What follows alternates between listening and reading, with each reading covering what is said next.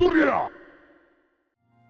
everyone, I'm Hegmo, and here's everything going on in Final Fantasy XI during the month of August. Now, there are a ton of active campaigns up right now that you should definitely not sleep on, so let's just jump into it. First up, we've got the free login campaign and the discount campaign, which are running from Friday, August 23rd until Monday, September 2nd. If you're currently playing the game, neither of these have too much direct impact, but for everyone else, the discount campaign is a great time to pick up the full game for new players or people looking to start fresh in Final Fantasy XI. The base game, all of its expansions, and 1 month of playtime are all included for 10 USD. Usually that's about $30. Think about picking it up if you're interested in hopping into Final Fantasy XI for the first time or starting a new character. Now, for current players, the World Transfer Service fee is actually discounted by 50%.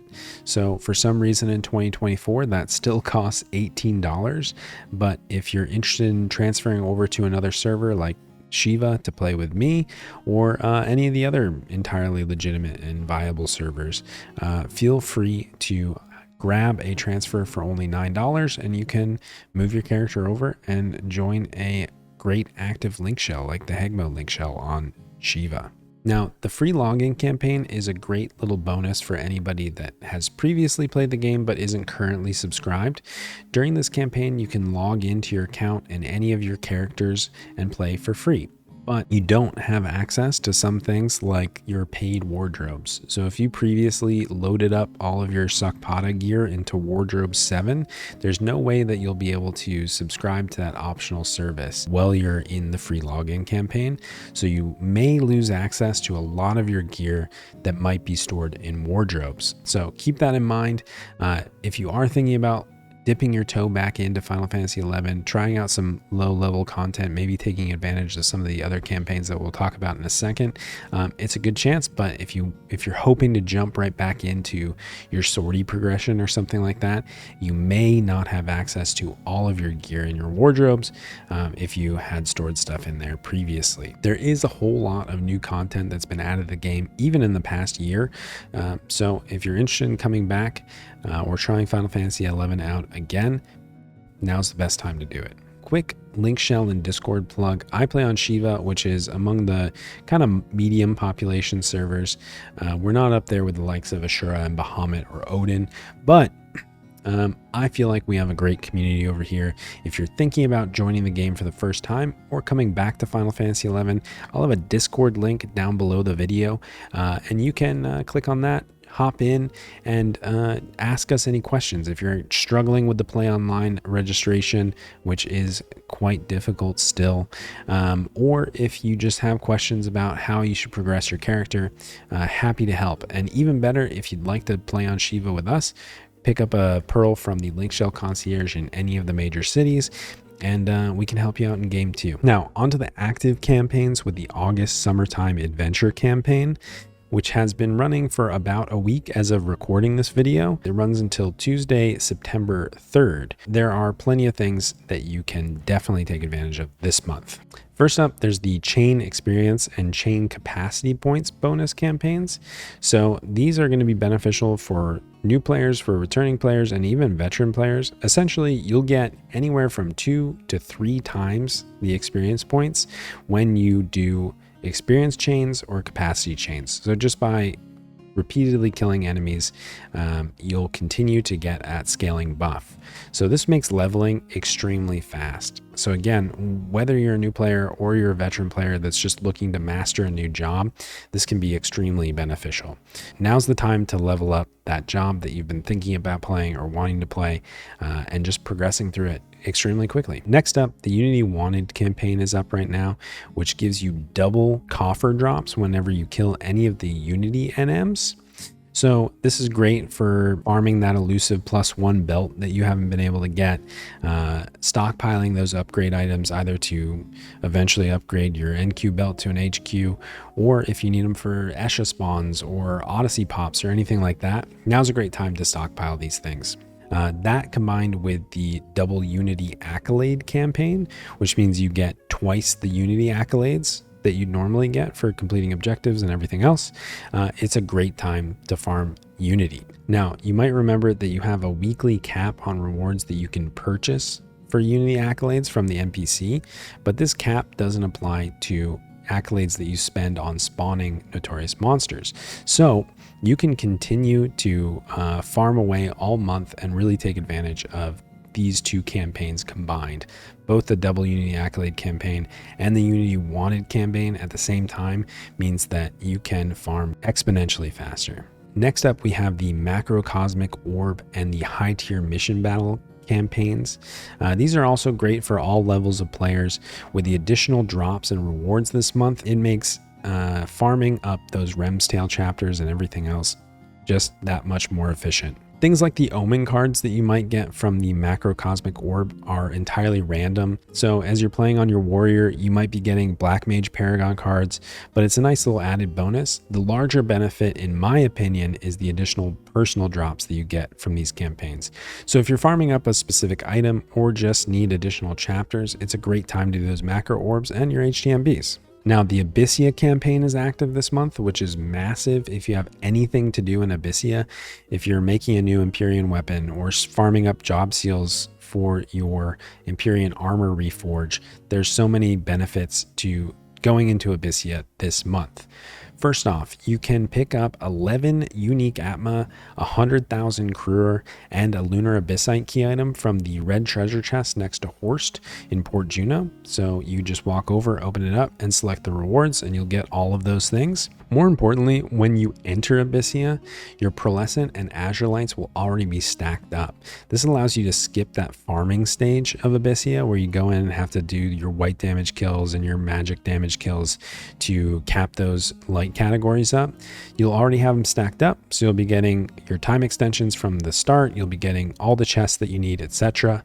If you're farming boxes, you want to get your boots out of the larger treasure chests, or you're hoping for a lucky key item drop from a large gold box, you will need to stack up your amber lights still by doing elemental weapon skill damage, but having Azure and Pearl capped already really expedites that stage for those longer sessions in Abyssea. So if you're trying to farm Chloris or something like that and just really pound your head against getting all those Chloris buds for your Verith Ragna, you can skip that initial stage and it really speeds things up quite a lot.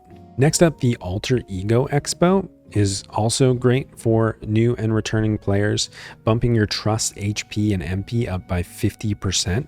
This can go a long way if you're blazing through levels, you're using trust to farm your HTMB, your macro orbs, anything that you would normally use trust for. So I would put this as a moderately important campaign for this month. As a side note, don't forget to unsummon and resummon your trusts occasionally. With the experience point campaign and you're getting triple experience points and just blazing through levels, your trusts are generally stuck at the level that you summon them at until you unsummon them, dismiss them all, and resummon them back out, and then they'll be bumped up to your current level. So if you're getting a ton of experience points, you're flying through levels, don't forget to periodically dismiss them and resummon them and give them that level boost and bring them up to your level as well. Now, these next four campaigns, I'm going to lump into kind of one general bucket as the Adoulin campaigns. So the bonus Bayld, the double Simulacra, the Wild's Keeper Reeve, and the Skirmish Frenzy campaigns. Those are all for those Adoulin era progressions, and they will speed up your progress through each of those things substantially. Most importantly, I'd say the Wild's Keeper Reeve campaign is definitely worth doing. If you need to farm up some extra HP Bayld, there are extra HP Bayld drops from defeating them. The respawn times have been significantly reduced, so you can start a train with one of them and you can basically just go in a loop and kill each one in each zone, and by the time you've finished, the original one will be respawned and you just keep doing a cycle like that. So it's a great time to farm up those Wild's Keeper Reeves. Again, the HP Bayld bonus is really beneficial. A lot of the job specific equipment capes like the Ghostfire cape for Red Mage are still super relevant. Now, lastly, if you haven't gotten the permanent EXP and CP bonuses that you get for clearing each of the individual Wildskeeper Reefs, make sure you check those in your records of eminence and pick those up because it's an added permanent bonus. Now, the other campaigns like the bonus Bayld, the double Simulacra, the Skirmish Frenzy, etc., those are all great if you're already doing that content, but it's not anything that I would go out of my way to start doing this month just because the campaign's on. While we're in Adoulin, going into our Mog Garden, monster rearing can now be done twice per day during the campaign. If you haven't done any monster rearing, it's a good time to kind of speed up that progression. Now, the cheer buffs that you can get from monster rearing are nice little stat bonuses. They don't show up on your buff bar or anything like that, but you can get anything from a little bit of extra capacity point bonus or a few points of strength or dex. As somebody who spent the past week farming Kalunga RP for a few extra stats, I don't see why not. Work on your monster rearing, get some progression, and get those extra stats in. Lastly, there's the Dark Matter Arcane Glyphtic campaign, which allows you to get 6 free Dark Matter augments from OCM every day. This used to be kind of a bigger deal, especially when the Plus campaign came around. You had 12 free augments every day. But I feel like with the addition of Imperium +2 and +3 and Odyssey gear and other gear progressions that they've released over the past couple of years, it's slightly less impactful than it used to feel. There's still some great augments from Dark Matter like the Phalanx Received or Treasure Hunter or things like that, but at the end of the day, it's just not as valuable as it used to be. Now, if you're a new or returning player, a little bit of extra stats on your Herculean gear or your Merlinic gear can be beneficial, so roll the dice, see what you get. It might be something great. If not, maybe it's just a little mid-step on your way to the next thing. Now, that's it for the Summertime Adventurer Support campaign. A lot of great bonuses and things to pursue there. Before we wrap up, there are a few additional things from the login campaign, for example. This month, you can get a unique set of Archangel Galka armor for Lockstyle. This is available to every job, every race. Feel free to pick that up. It's a unique, cool looking set, modeled off the Archangels. Shentoto 2, among a bunch of other trusts, is available. So be sure to pick up Shentoto. She's a great trust, especially if you're a new or returning player. She'll close skill chains. She'll magic burst. Don't miss that one. It only comes around a couple times a year. There's also a good number of level 1 Lockstyle weapons. These are great for your Lockstyle. Some of them look pretty cool, but more importantly for me, I always get at least one type of each weapon to proc in Abyssea. So having those level 1, very low damage weapons to do your gym poos and your energy drains, super beneficial. And then lastly, there's a few unique mounts. So you can pick up any of these, trade them into the NPC, and then you've got something cooler than your default Raptor to ride on. And lastly, you can check out my video on this month's Volume 1 Very Difficult Meeble Ambuscade. Since posting that video, we've tried a few different things. We've brought in newer players, and it's just a very easy fight with a lot of different setups that you can do. My video goes over how I do it under ideal circumstances, but either way, it's a great month to cap out your hallmarks and make as much progress as you can through Ambuscade. And that's everything that you should take advantage of in August in Final Fantasy XI. There's a lot of great bonuses for new players, for returning players, and veteran players alike, so don't miss out. Now, I'm relatively new to YouTube, so feel free to drop a comment down below if you have any recommendations for me on how I can make these videos better. If there's any content that you would like to see, any guides or anything like that for Final Fantasy XI, feel free to let me know, and I'd love to hear what you would like to see. If you'd like to hit that like button or subscribe for future content, that helps me out a lot. And until then, we'll see you next time. Bye.